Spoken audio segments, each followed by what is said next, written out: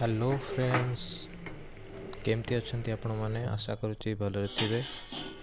तो आज मुझे गोटे जबरदस्त वीडियो वेलकम करुच्ची। लंच टाइम है फ्रेंड्स। बर्तमान मोपाई टिके अंडा सिझेकरी मोपाई लंच प्रिपेयर करुच्ची। चलतु देखा।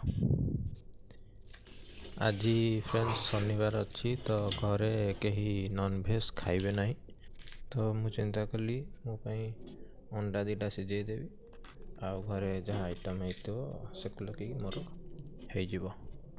तो मुझे आसी एठी अंडा सिझेकरी प्रिपेयर कर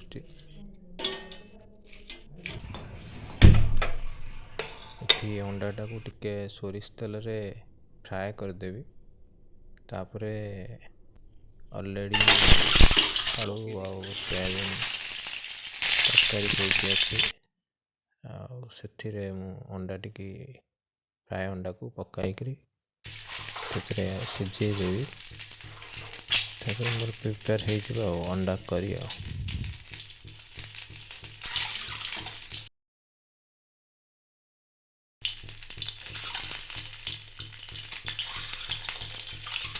एटी फ्रेंड्स अंडाटा लाल लाल हो आसला। बर्तमान मैं आधारे आगु प्रिपेयर होता तरकारी टी पकई देकी फुटे देवी आ मोर हो अंडा करी।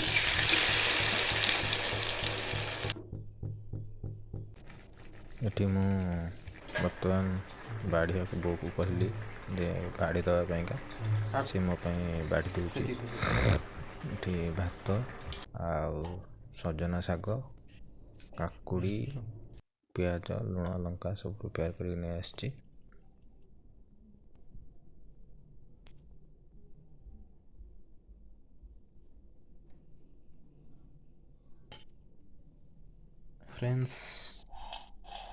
फ्रेंड्स ये हूँ खरा बेलर लंच।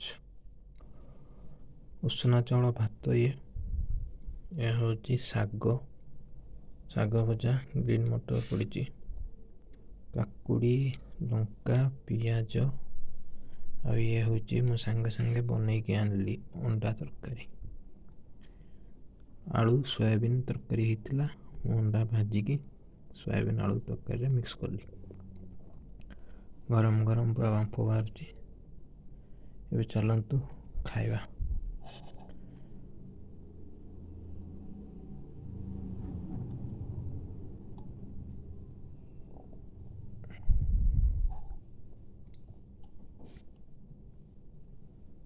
देखिए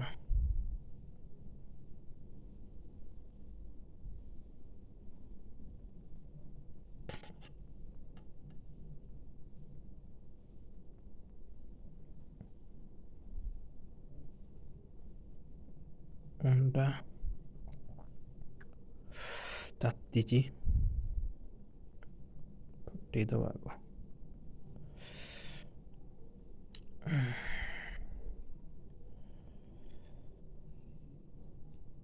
वाओ पूरा टेस्टी दिसुची। वाओ बस ये फर्स्ट बाइट सोयाबीन अंडा मस्त बढ़िया टेस्ट शाग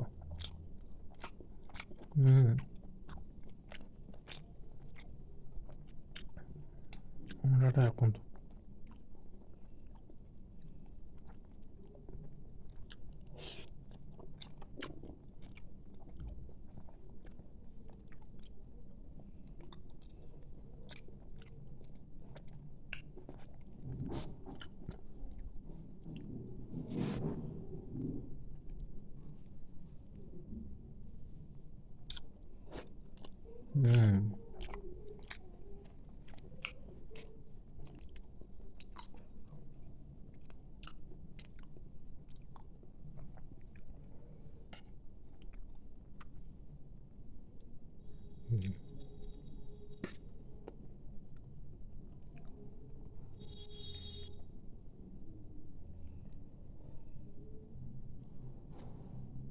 ଅଣ୍ଡାଟା ମସ୍ତ ହେଇଛି।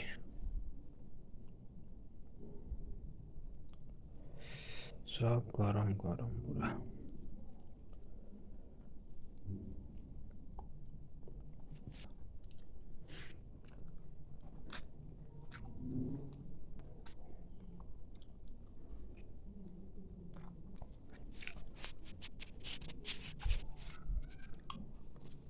फ्रेंड्स मु तुम खावा को एंजॉय करुच्ची। आपण मैंने आज लंच रे कौन खाई कमेंट निश्चित जनइबे। जदि वीडियोटी भल लगी था फ्रेंड्स लाइक और शेयर निश्चित करेंगे।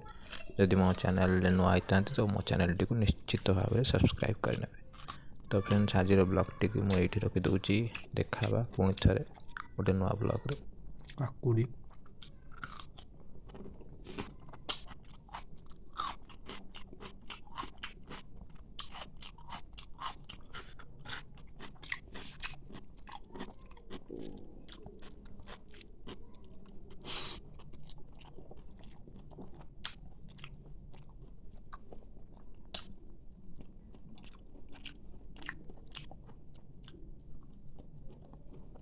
हलजना हब।